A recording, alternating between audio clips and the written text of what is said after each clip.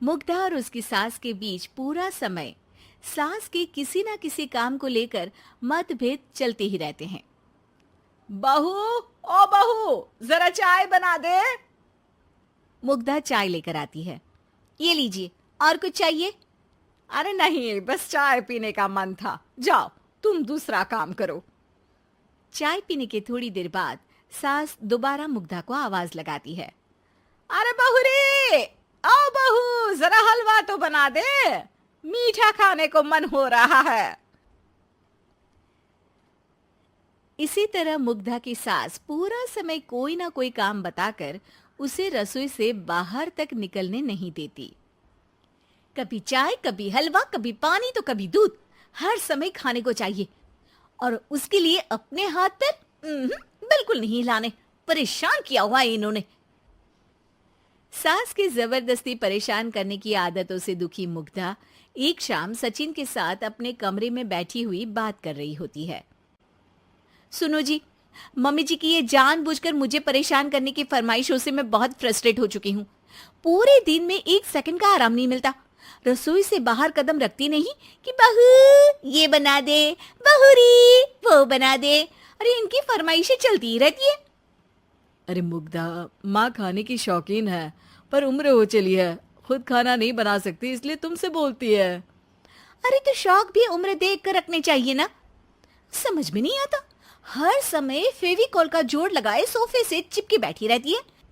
इतना सब डाइजेस्ट कैसे हो जाता है उन्हें?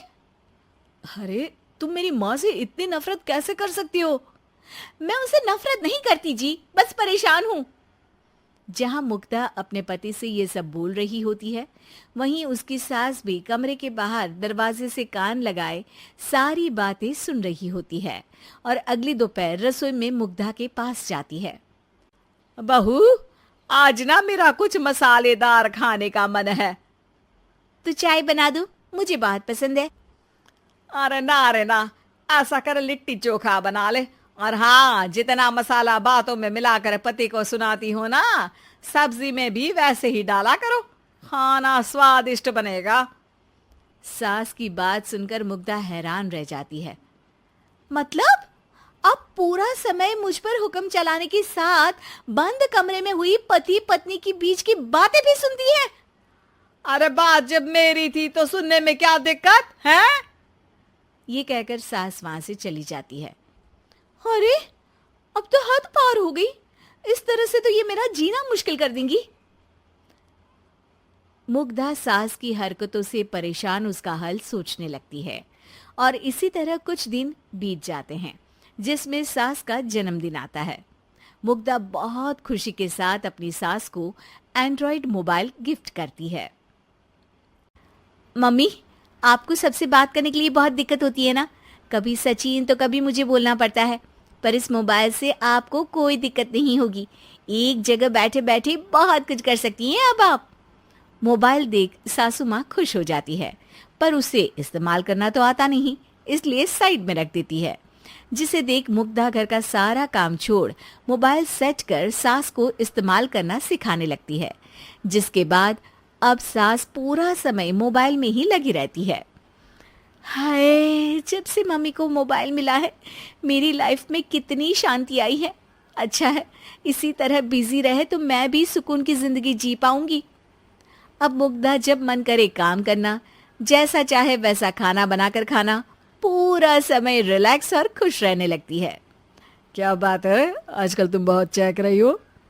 अरे मम्मी जी से छुटकारा जो मिला है, अब ना फरमाइशें ना छुप छुप कर बातें सुनना।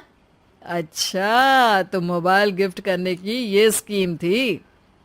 इसी तरह दिन बीतते हैं और अब मोबाइल पर लगी सास फरमाइशों की जगह सवालों के लिए बहू को आवाजें लगाना शुरू कर देती है। अरे बहू सुन तो, देख जरा किसी का फोन क्यों नहीं मिल रहा? रिचार्ज खत्म हो गया है, पर अभी 4 दिन पहले ही तो मैंने किया था। इतनी जल्दी कैसे खत्म हो गया?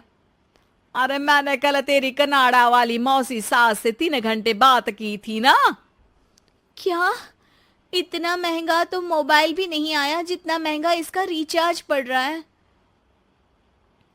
इसके बाद तो जैसे मुग्धा के दिन के 24 घंटे में से 20 घंटे सास के पास उनके मोबाइल रिलेटेड प्रॉब्लम सॉल्व करने की ड्यूटी ही बन जाती है। अरे मुग्धा, ये मोबाइल में अचानक तेरी मौसी सास की शक्ल क्यों दिखने लगी? और ये तो हिल भी रही है। मम्मी, ये गूगल डुओ का वीडियो कॉल है। इसमें आप बात करने के साथ एक दूसरे की शक्ल भी देख सकती हो। अच्छा, ये तूने मुझे पहले क्यों नहीं बताया? अब बताने के लिए पहले नहीं बताया। इसी बीच सचिन भी वहां आ जाता है और सास अपनी वीडियो कॉल में बिजी हो जाती है। क्यों, सास बहू में क्या गपशप चल रही है? इसे गपशप नहीं, दिमाग का दही होना बोलते हैं।